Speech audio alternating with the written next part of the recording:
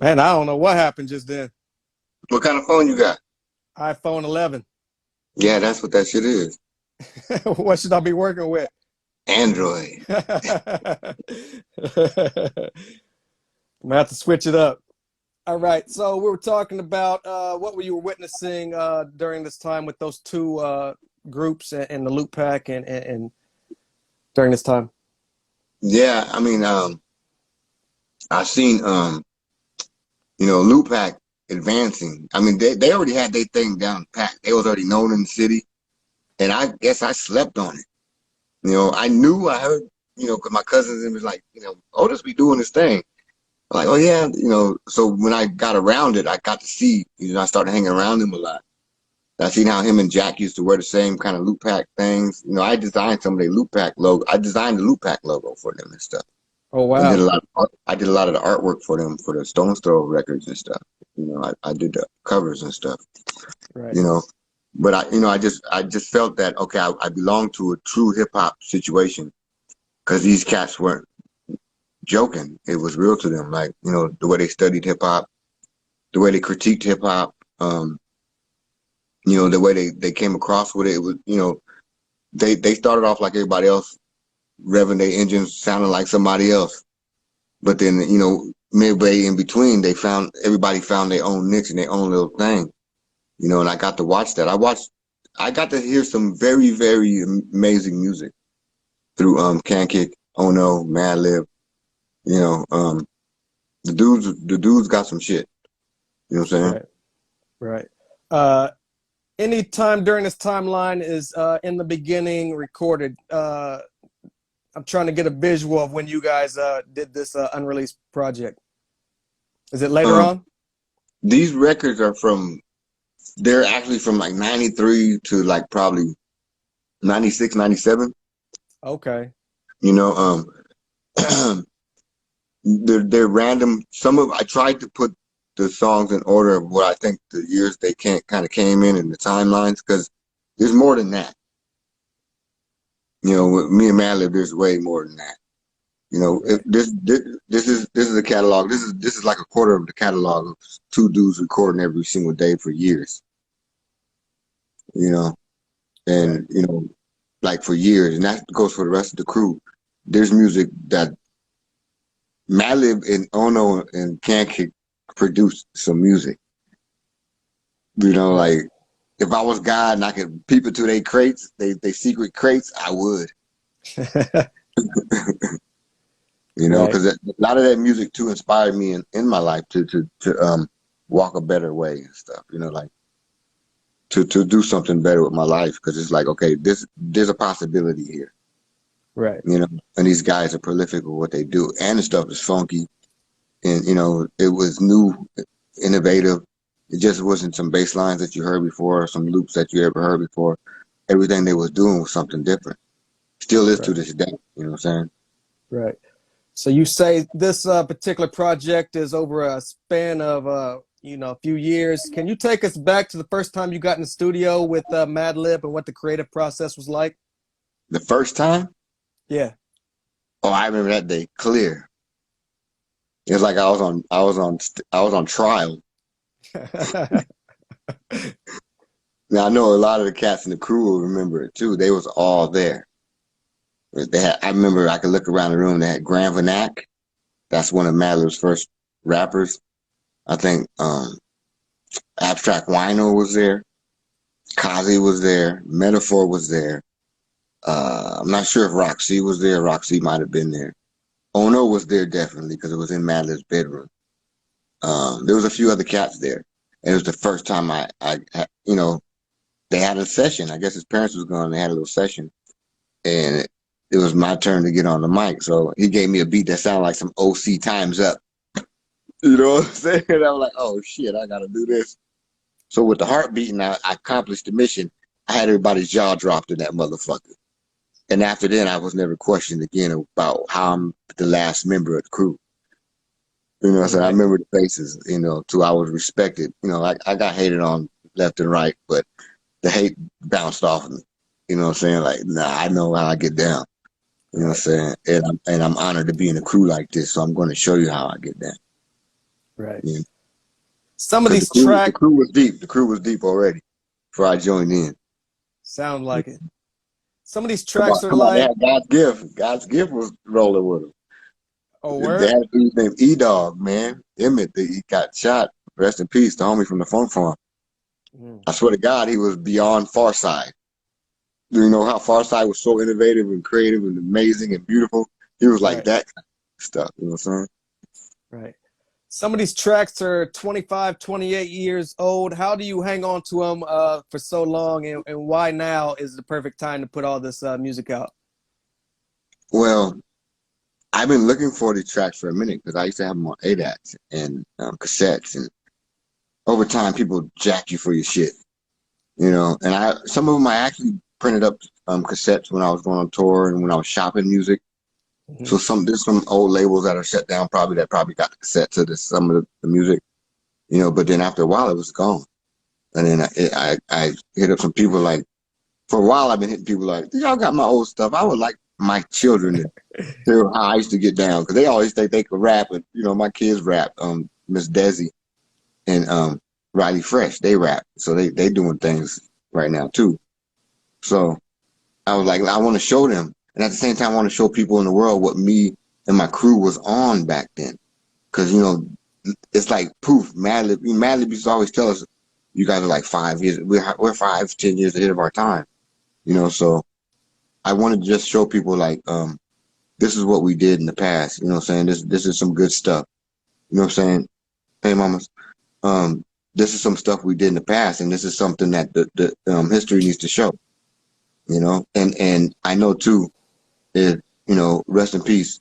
Um, some of Madlib's people, you know, respected, you know, my process of what I do in music, and you know, the way I go with music. You know, try to raise awareness and sound and stuff like that. You know, Right. so you know, So take us back to how long it took to put this project together. You had to go here and there and find some of your old recordings. When did this start, and when was it completed? when I found it, I was like, oh, this is a no brainer.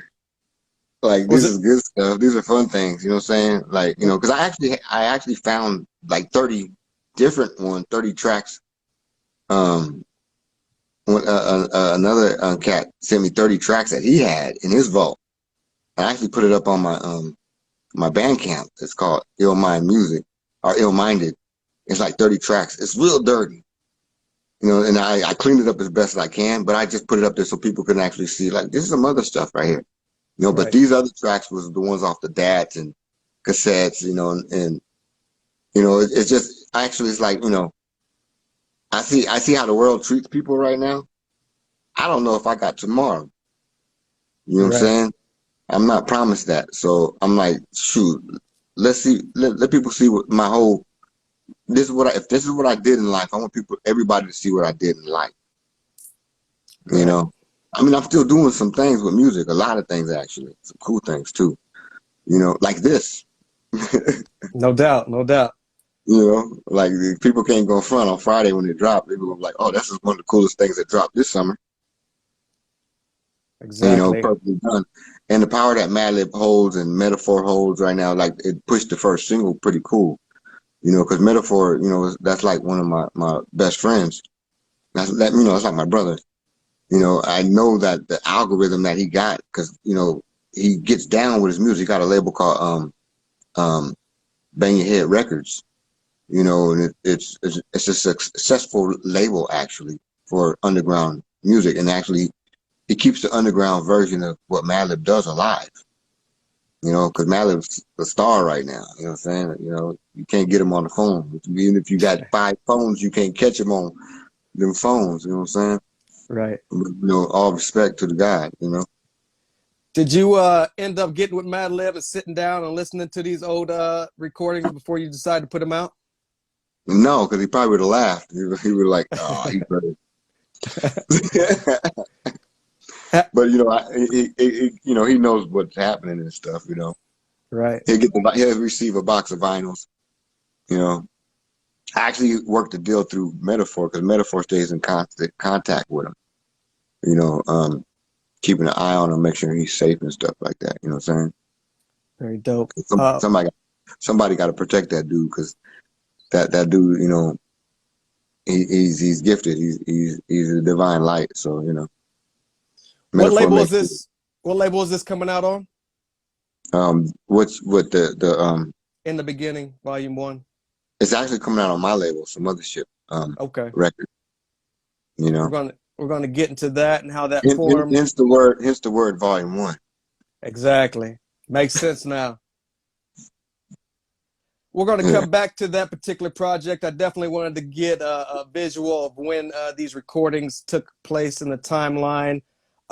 Did you ever shop a demo earlier on and were labels interested in you? Yeah, it's actually raining right now. Man, we got hail and rain right now. That's crazy. Oh, wow. In Vegas, huh? That's where you at. Yeah, I shop to a lot of labels. I used to go in the back of magazines and find label addresses. You know, this was before internet and all that. You know what I'm saying? And I'd go to the local um, uh, recording studio and press up cassettes and put them in little bubble mailers and mail them out. I draw a little artwork on the covers and I send like 300-400 of them out at a time. And one day I got hit back by a label called Good Vibe. You know what I'm saying? And they had Slum Village on the label back then. Mystic was on the label. They had an EP. Eminem was on the EP they was on, the Green and Gold EP way back that they did. I think Bahamadia might have been on there for a minute. Bahamadia was on the label. We was all label mates for a second. We didn't really know each other either. It was just like some experimental label in LA.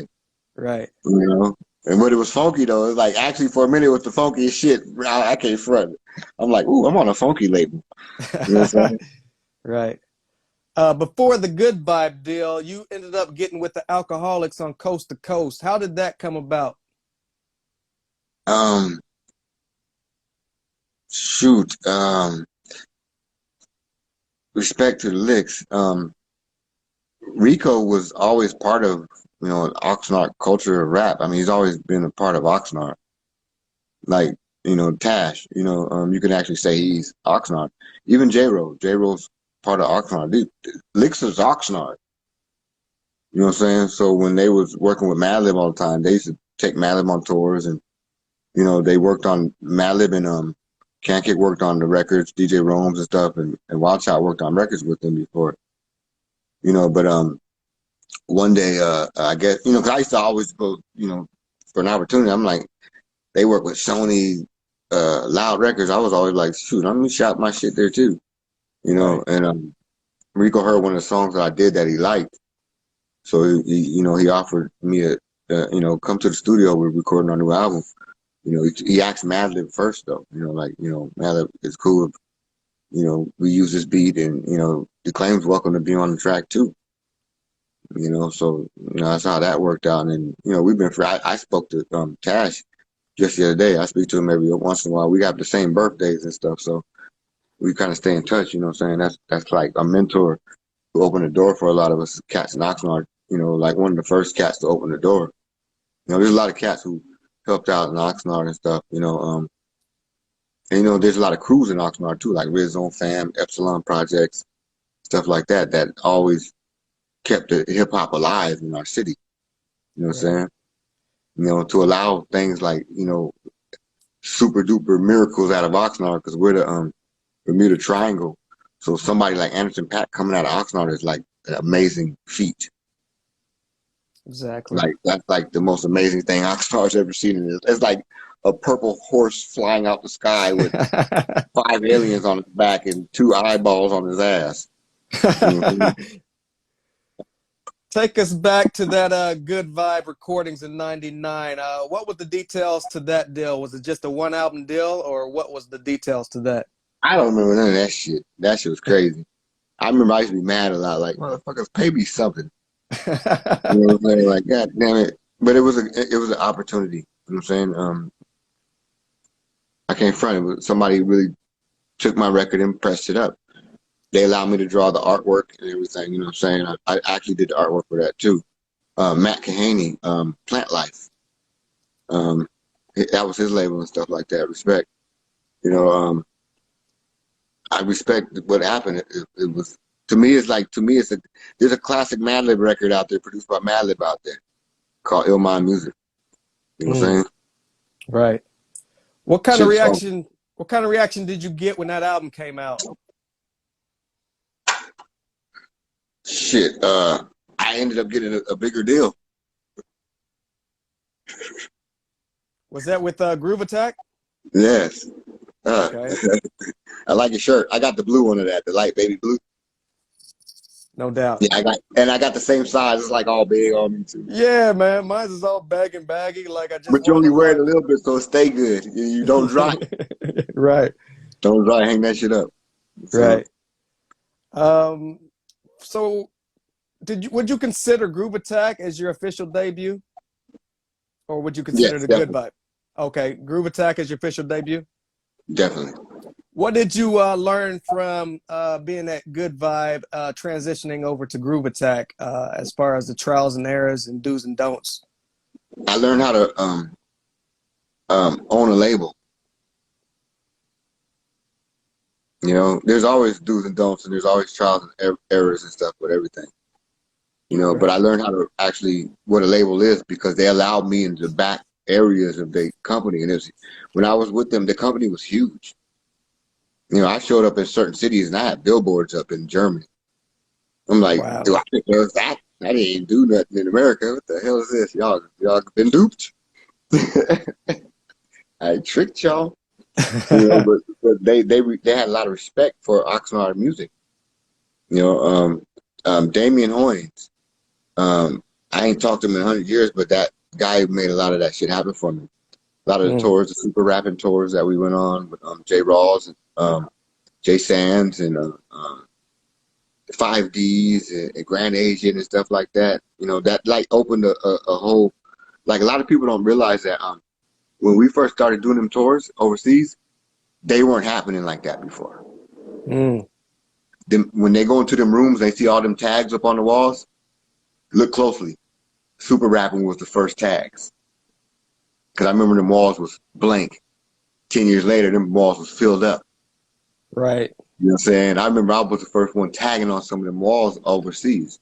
Because I was allowed, I went on tour with, um, what was it? RAG. There was some group overseas on Sony.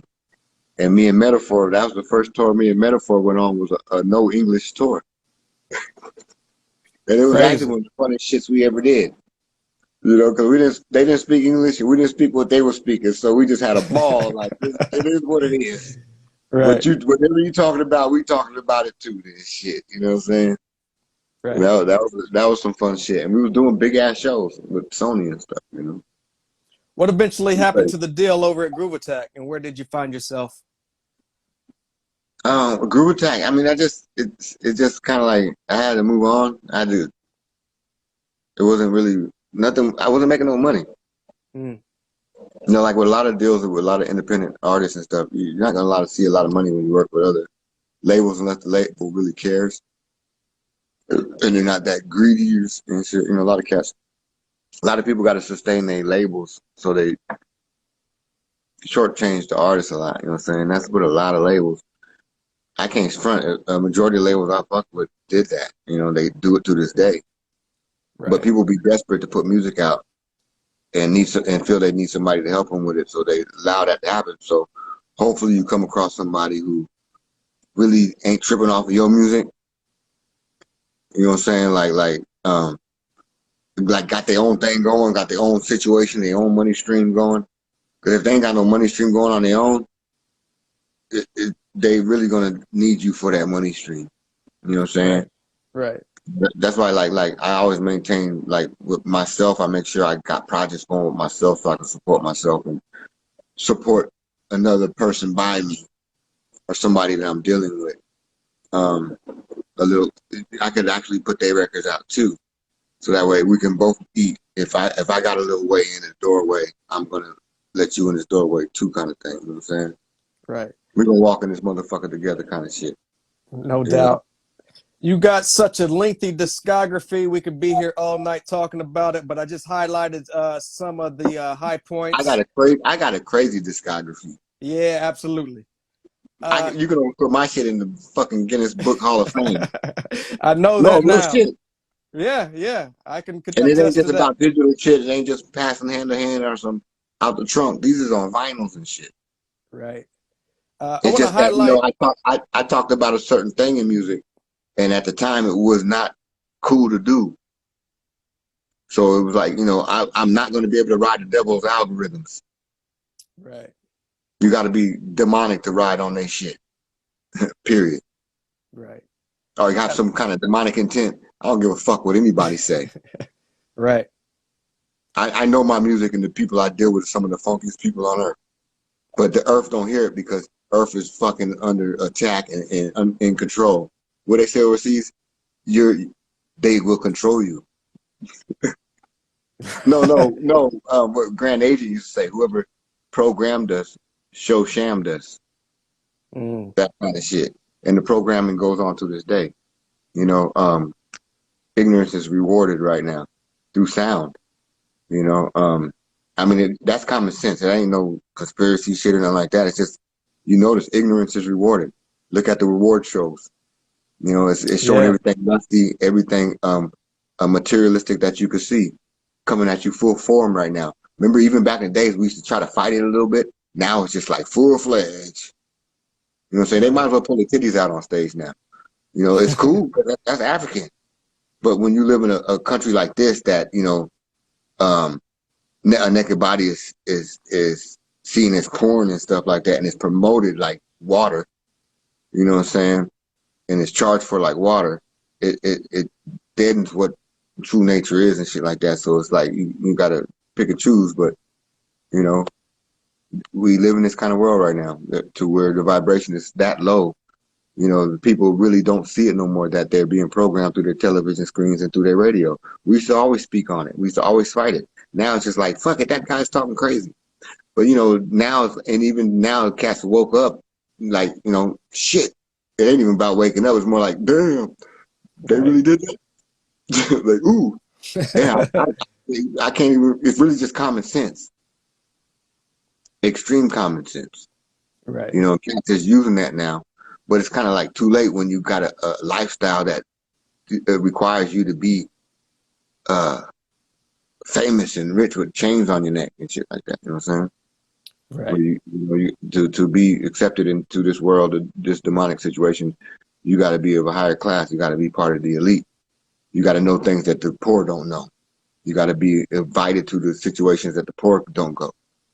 You know what I'm saying? Right. And music. Besides water, music is one of the most deadliest forms that you can use to turn people against the divine spirits and stuff. You know what I'm saying? Because it hits your bone faster than water. Right. Water takes a second to digest. Facts. You know what I'm saying? Yeah. Can you take us back to 2002? What was the Madman EP all about? Pure fun. No, I'm just playing.